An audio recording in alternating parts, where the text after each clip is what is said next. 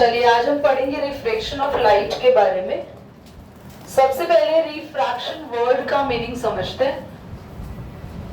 Reflection तो हमने पढ़ लिया, पूरा चैप्टर कंप्लीट है, बस उसमें से न्यूमेरिकल रह गए जो मैं नेक्स्ट क्लास में कराऊंगी। आज हम पढ़ेंगे रिफ्रैक्शन। रिफ्रैक्शन समझो, देखो ये ना एक नया टॉपिक है, किसी को रिफ्लेक्शन नहीं भी आता रिफ्लेक्शन तो रिफ्रैक्शन तब भी समझ में आ जाएगा। तो ये लाइट के लिए आप हेडिंग डाल सकते हो, पार्ट 2 है ये लाइट का। 2 पार्ट्स है लाइट चैप्टर में, ये पार्ट 2 है। तो रिफ्रैक्शन का मतलब होता है light enters from one medium to another। Light जब एक मीडियम से किसी दूसरे मीडियम में जाती है तो उसको बोलते हैं रिफ्रैक्शन। लाइट का एक मीडियम से दूसरे मीडियम में जाना, जैसे मान लो मैंने ये बनाया एक ग्लास स्लैब। ग्लास स्लैब क्या होता है? आप छोटा सा ग्लास का एक रेक्टेंगुलर फॉर्म में, ज्योमेट्री बॉक्स होता है ना आपका रेक्टेंगल फॉर्म में, उसको बहुत पतला कर दो, इस तरीके से ग्लास का होता है ग्लास स्लैब। लाइट रे एंटर कर रही है, ये लाइट रे है। होना क्या चाहिए था बच्चों? लाइट को सीधा चले जाना चाहिए था, है ना? सीधा बिल्कुल ऐसे पार कर जाना चाहिए था। पर क्या होता है, हमने ऑब्जर्व किया कि लाइट ऐसे थोड़ी सी बेंट हो गई। लाइट को जाना कैसे चाहिए था? उसका रियल पाथ क्या था? ये बिल्कुल सीधा ऐसे, पर लाइट हो क्या गई? बेंट हो गई। तो इसको बोलते हैं, जो यहाँ पे क्या हुआ, this is bending. Bending of light. क्यों बेंड हुई बताऊंगी मैं। Bending of light from air to glass. यहां पे क्या कर रहा है? क्यों हुआ ये? Due to refraction. यहां पे क्या हो गया? रिफ्रैक्शन हो गया। रिफ्रैक्शन होने की वजह से ये लाइट ने अपने आप को बेंड करा। अब पहली बात मेरी, क्यों बेंड हो रही है वो बताओ, और बाकी की सारी चीजें पढ़ते हैं, पर पहले समझते हैं बेंड क्यों हो रही है। एक्चुअली में जब लाइट ट्रैवल कर रही थी एयर में, तो एयर क्या है? हवा। वो क्या है? गैसियस नेचर है। पार्टिकल्स दूर दूर है और बहुत सारा स्पेस है, आराम से लाइट हवा में ट्रैवल कर सकती है। पर अगर हम बात करते हैं ग्लास स्लैब की, तो वो है सॉलिड, और सॉलिड में पार्टिकल्स थोड़े पास पास होते हैं। लाइट को इतना स्पेस ही नहीं मिला ट्रैवल करने का, तो लाइट की स्पीड वहां थोड़ी सी स्लो हो गई। और बच्चों एक बात ध्यान से सुनो, एक पूरा रोड है बिल्कुल खाली, एंड एक एम्प्टी रोड पे you need to ride a bicycle. What will happen? आप आराम से बिल्कुल सीधी अपनी बाइसिकल चला सकते हैं। वहीं पर उस रोड पे कुछ देर तो वो खाली था जब आप सीधे चले, उसके बाद लोग आ गए बहुत सारे। तो जब बहुत सारे लोग आ जाएंगे तो आपको अपनी साइकिल थोड़ा टेढ़ा मेढ़ा इधर उधर करके निकालना पड़ेगा, स्पीड भी थोड़ी स्लो हो जाएगी। तो कुछ ऐसा ही लाइट रे के साथ हुआ, क्योंकि जैसे ही मीडियम चेंज हुआ, एयर से वो ग्लास में आई, और ग्लास में सारे के सारे पार्टिकल्स काफी क्लोज आ गए, पास आ गए, तो लाइट का निकलना मुश्किल हो गया। उसकी स्पीड भी चेंज हुई और उसकी डायरेक्शन भी चेंज हो गई, और इसको हमने क्या बोला? Refraction of the light. कितने बच्चों को समझ में आ गया रिफ्रैक्शन?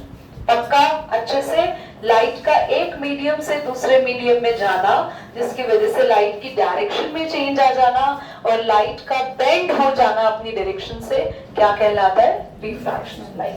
अब ध्यान से समझेंगे बच्चों, हर बार लाइट के केस में हम एक इमेजिनरी लाइन बनाते हैं। आपको बताया था ना, पिछली बार भी बनाई थी। ये क्या है? Normal. What is this? Normal. जो लाइट रे आ रही है ये क्या है? इंसिडेंट। इंसिडेंट का मतलब है जो लाइट आई। इंसिडेंट रे, ये ब्लू कलर में मैंने क्या बनाया? बिल्कुल सीधा। इनके बीच का एंगल होता है आई, और आई होता है angle of angle of incidence. समझ में आया? और यहाँ पे क्या हुई, लाइट क्या हो गई यहाँ पर, bending of light ray from air to, bending of light, यहाँ पे मैं पूरा नहीं लिख रही क्योंकि मैं सब कुछ लिखवा चुकी हूँ। Bending of light towards normal, मतलब नॉर्मल की तरफ लाइट क्या हो गई, थोड़ी सी बेंट हो गई, नॉर्मल के पास आ गई। अब एक और नॉर्मल बना देते हैं यहाँ पे। अब लाइट रे को क्या होना है, यहाँ पे क्या होगा, शॉर्टकट में लिखना पड़ेगा। देखो यहाँ पे क्या हो रहा है, बेंडिंग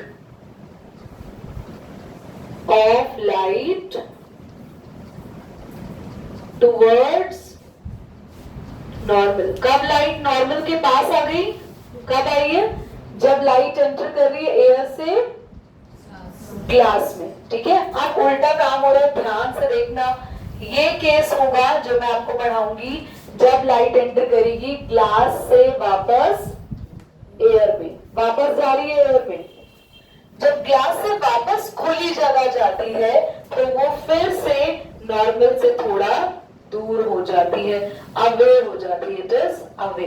तो ये लाइट रे कहाँ आई है, जल्दी बोलो कहाँ आई है, अवे, दूर हो गई है। This is away from normal. क्या ये नॉर्मल के पास आ गई है या दूर हो गई?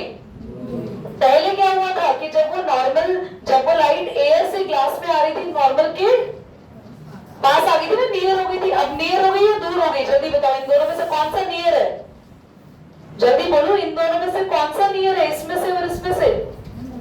ऊपर वाला। तो याद रखना, जब भी लाइट किसी खुली जगह से, एयर से, गैसेस वाली जगह से सॉलिड वाली जगह में आएगी, जहां पे पार्टिकल्स थोड़े से टाइट है, क्लोज है, तो वो हमेशा नॉर्मल की तरफ जाएगी। और अगर वो फिर से खुली जगह में चली जाएगी, फिर से सॉलिड से एयर में जाएगी, तो हमेशा नॉर्मल से दूर जाएगी। तो यहाँ पे क्या हुआ, this is what air to glass में बेंडिंग ऑफ लाइट क्या हुआ, अवे फ्रॉम नॉर्मल।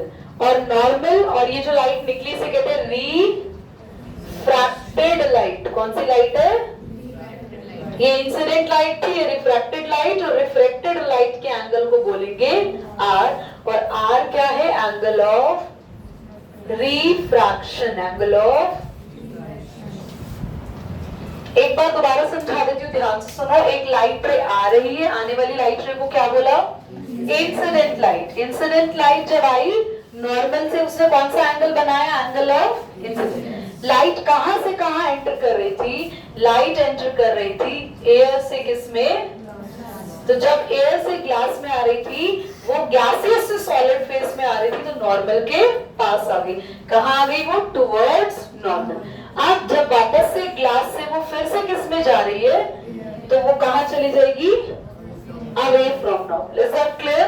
और जब वो लाइट बाहर निकलेगी, उसका नाम चेंज हो जाएगा, वो कौन सी लाइट हो गई, रिफ्रैक्टेड लाइट। और इन दोनों के बीच में एंगल को बोलेंगे आर। ठीक है, अब जिसको एक्चुअली जो जाना चाहिए था, एक्चुअल जिस पाथवे से उसको जाना चाहिए था, जिस जगह से उसको जाना चाहिए था, ये था ना उसका रियल पाथ, रियल डायरेक्शन, उसको बोलते हैं एमर्जेंट रे। इसका नाम है एमर्जेंट रे। कौन सी रे है एमर्जेंट रे, जो एक्चुअल पाथ था, है ना, जहां से उसको जाना चाहिए था। और इन दोनों के गैप को बोलते हैं लेटरल डिस्प्लेसमेंट। इन दोनों के गैप को, इसको बोलेंगे एल। एल में यहां लिख रही हूं, what is L, lateral displacement. इस वर्ड को समझ लो थोड़ा सा। लेटरल यानी थोड़ा साइड हो जाना, और डिस्प्लेसमेंट मतलब शिफ्ट हो जाना। लेटरली हमारी लाइट क्या हो गई, थोड़ी सी यहां से इधर शिफ्ट हो गई। Is that clear? पूरा एक बार देख लो, कहीं कोई डाउट है पूछ लो, इस पूरे को बना लो, और इसके नीचे लिखना रिफ्रैक्शन थ्रू ग्लास स्लैब। बच्चों, ऑप्टिकली डेंसर और रेयरर सीखना है। I am just drawing it here. वैसे तो आप लोग ऑप्टिकली डेंसर और रेयरर सीख चुके हैं इस ग्लास स्लैब वाले केस में, बट स्टिल एक बार एवरीबॉडी, ऐसे मीडियम जिनमें लाइट की स्पीड काफी ज्यादा फास्ट रहती है, उन्हें बोलते हैं रेयरर। और जिनमें स्पीड स्लो हो जाती है उसको बोलते हैं डेंसर। डेंसर का मतलब ये हो गया डेंस, यानी क्लोज आ गया। फॉरेस्ट कहते हैं ना, ये बड़ा डेंस फॉरेस्ट है यानी घना, है ना। तो डेंस फॉरेस्ट में आपकी स्पीड तेज होगी या कम होगी? कम हो जाएगी। ऐसे ही ऑप्टिकली डेंसर मीडियम वो होते हैं जिनमें पार्टिकल्स काफी घने हो गए, डेंस हो गए।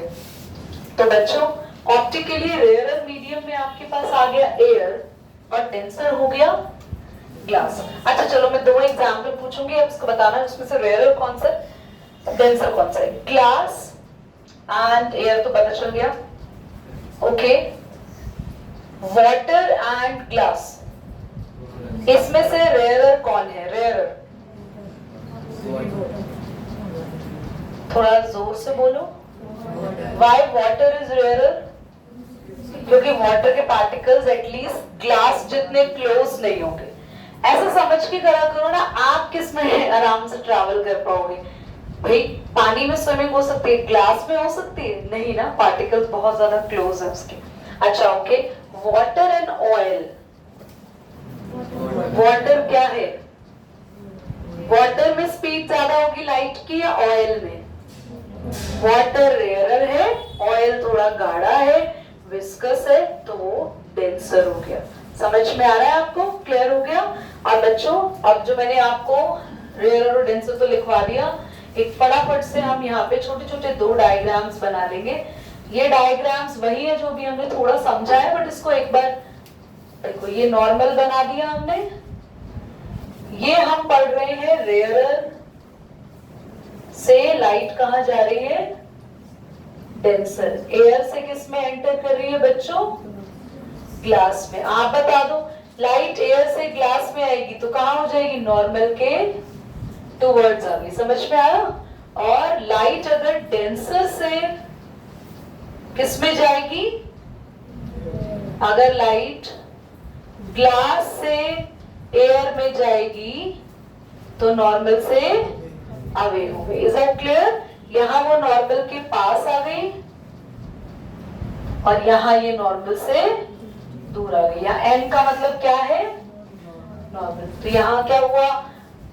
बेंड टुवर्ड्स नॉर्मल, और यहां हुआ लाइट अवे फ्रॉम नॉर्मल। दीदी आपने ये तो लिखवा दिया था, बट बच्चा अलग से भी लिखवाना था। डेंसर से रेयरर मीडियम का है और ये रेयरर से डेंसर। बनाओ दोनों डायग्राम्स जल्दी। बेटा चेंज करना, मैंने ना गलती से इसको चेंज करो। इधर देखो, ये जो हमने क्लास लैब वाला पढ़ा ना, ये एक्चुअल पाथ यहां लिखना था ओरिजिनल रे, ओरिजिनल रे पाथ, और मैंने गलती से उसको एमरजेंट लिखवा दिया। ये एमरजेंट जो हमारी आ रही है, एमरजेंट रे, ठीक है? ये वाली चेंज कर लेना, उसको अंश कर दो बेटा, क्लोज कर दो उसको। क्लोज में केस है, आप लोग डायग्राम बना लेना इजी। इधर को इधर, अगर ग्लास स्लैब कर दिया ऑन, अगर ग्लास स्लैब पर कितने डिग्री से लाइट आ रही है? 90 डिग्री। तो बच्चों वो 90 डिग्री से ही बिल्कुल सीधा चली जाएगी, कोई भी रिफ्रैक्शन वहां पे नहीं होगा। रिफ्रैक्शन नहीं मतलब कोई भी change in the light pathway नहीं होगा। बनाओ, 1 मिनट में मैं आ रही हूँ बच्चों। हम एक बहुत इंपॉर्टेंट इफेक्ट आज पढ़ने वाले हैं, हालांकि काफी सारे इफेक्ट्स हैं। हम पढ़ने वाली जो रिफ्रैक्शन है, इसका डेली लाइफ में कहीं कोई इफेक्ट हमें देखने को मिलता है क्या? हमें देखने को मिलता है यस, ये रिफ्रैक्शन की वजह से हो रहा है। तो बच्चों बहुत सारी ऐसी चीजें हैं जो रिफ्रैक्शन की वजह से आपको देखने को मिलती हैं, और बहुत ध्यान से समझेंगे। और आप ये सारे के सारे एग्जाम्पल्स में से कुछ एग्जाम्पल्स तो घर पे कर भी सकते हैं, और कुछ एग्जाम्पल आप कहीं ऐसी जगह जाओ जहाँ रिवर है या पूल है, जो स्विमिंग करते हैं वो उस चीज से अवेयर होंगे, देख सकते हैं। सबसे पहला एग्जाम्पल क्या है? आप सबको क्या करना है? एक ट्रांसपेरेंट ग्लास लेना है, आप सबके घर में होगा, और उसमें एक पेंसिल डालनी है।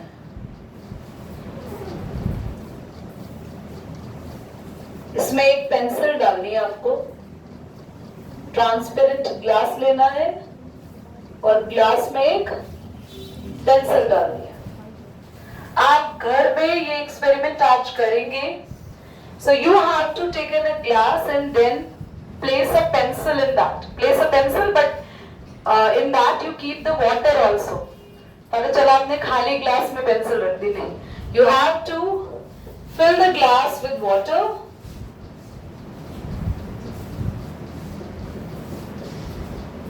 And then place a pencil. बच्चों, what will you observe? The pencil is appears to be bent.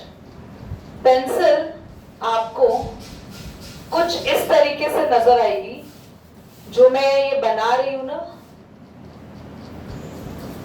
ऐसे आपको पेंसिल नजर आएगी. पेंसिल सीधी नजर नहीं आएगी. आप एक काम करना, ग्लास में पेंसिल डाल देना और आप सामने से देखना, आपके बिल्कुल सामने ग्लास रख देना. वो बिल्कुल सीधी नजर नहीं आएगी. जहां पानी ऐसा लगेगा वहां से टूट गई, टेढ़ी हो गई है. Why is it so? ध्यान से सुनेंगे. एक्चुअली जब ग्लास को थोड़ा सा बड़ा बना देते हैं,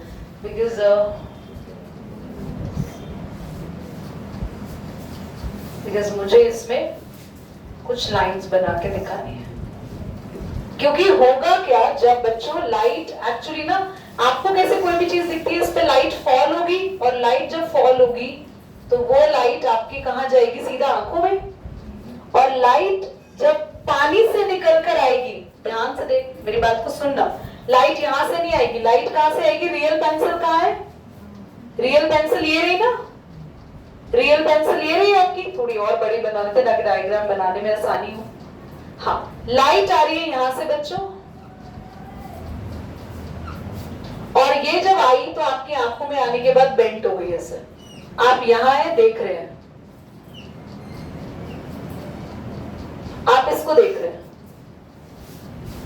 मतलब हुआ क्या, लाइट इस पेंसिल से आ रही है, पर आते आते, क्योंकि जब वो लाइट कहां से बाहर आई, यहाँ पे क्या है बच्चों, और बाहर क्या है, तो भाई वाटर से एयर में जाएगी तो सीधी तो जाएगी नहीं. अभी हमने पढ़ा है कि जब भी वो अपना मीडियम चेंज करती है तो वो बेंट हो जाती है ना. तो यहाँ वो बेंट हो गई, पर एक्चुअली में जब आप इसको देखेंगे ना, आपको अपीयर होगा कि वो यहाँ है. समझ में आ रही है आपको मेरी बात? तो ये जो इमेज आपको दिखेगी ना, ये कैसी इमेज है? What is that? ये एक, तो सिर्फ ये हुआ किस वजह से, क्यों ये वर्चुअल इमेज दिखी? क्योंकि जो रियल पेंसिल से लाइट आ रही थी वो आते आते क्या हो गई? बेंट हो गई. पर जब हम किसी चीज को देखते हैं तो बिल्कुल सीधा देखते हैं. हमारी रेस बिल्कुल सीधी आके यहाँ मिली, और हमारी इमेजिनेशन हुई कि लाइट दीदी अब एक बार ना, ये चीज समझ नहीं आ रहा, सीधी आके मिली या कहाँ, ये समझ नहीं आ रहा. पेंसिल से आपसे भी आ रही लाइट? कैसे आ रही है? मैं आपको कैसे देख पा रही हूँ? तो फिर जब पेंसिल पे लाइट आ रही होगी तो वो टकरा के मेरी आंखों में जाएगी, तभी तो मैं पेंसिल देख पाऊंगी. यस और नो? रूम की लाइट बंद कर देना, ना पेंसिल देखेगी ना ग्लास. तो रूम की लाइट ऑन करना, रूम की लाइट उस पेंसिल पे पड़ रही है, फॉल हो रही है, और वो पेंसिल से लाइट आपकी आंखों में आ रही है. और जब पेंसिल से लाइट आ रही है, पेंसिल कहाँ रखी है? पानी में. तो वो लाइट बिल्कुल सीधी ना आके बेंड होके आ रही है. और हम जब भी इमेजिनरी वाली इमेज बनाते हैं बच्चों, याद से सुनना, मैंने आपको जब रे डायग्राम पढ़ाए थे तो मैंने बताया था कि जहां रेज मिलती है वहां इमेज बनती है ना. तो ये वाली रेज जहां आके मिलेंगी वहीं पे इमेज बनेगी, और हमारी पेंसिल की इमेज यहाँ बनी, और एक्चुअल में पेंसिल यहाँ है और हमें वो यहाँ दिखेगी. तो ये जो इमेज बनी, ये किस वाले कैसी लाइन से मैंने बनाई है इमेज? जल्दी बोलो, कौन सी लाइन है ये? डॉटेड लाइन है ना. और डॉटेड लाइन से जो इमेज बनती है वो हमेशा कौन सी इमेज होती है? इमेजिनरी. तो रियल पेंसिल यहाँ है, पर जब रेज आई आंखों में, और आंखों में आने के बाद वो रेज को वापस मिलना होगा, तो जो वो मिलेंगी तो इमेजिनरी लाइन यहाँ मिलेगी बिल्कुल सीधी, और हमारी इमेज यहाँ बनेगी. समझ में आया? मतलब इतना समझ लो इसको शॉर्टकट तरीके से, कि जब भी हम किसी भी चीज को पानी में देखते हैं, या जब भी हम किसी चीज को ग्लास के अंदर देखते हैं, या जब भी हम किसी चीज को एयर के अलावा कहीं और देखते हैं, तो हम हमेशा उसकी इमेजिनरी इमेज देखते हैं. इसके बहुत सारे एग्जाम्पल हम क्या पढ़ने वाले हैं, कुछ ऐसा पढ़ने वाले हैं. आप सबको पता है कि स्विमिंग पूल में जो स्विमर होते हैं उनको ट्रेनिंग दी जाती है कि जो पूल जितना ऊपर दिख रहा है वो रियल नहीं होता है ना.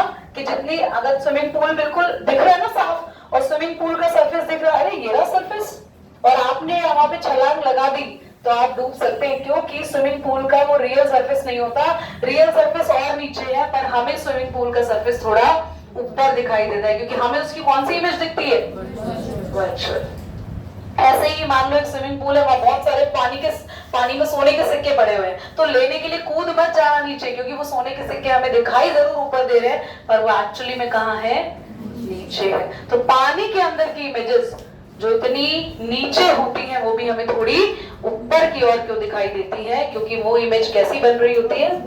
क्या आप सबको समझ में आ गया? ये बनाइए क्विकली।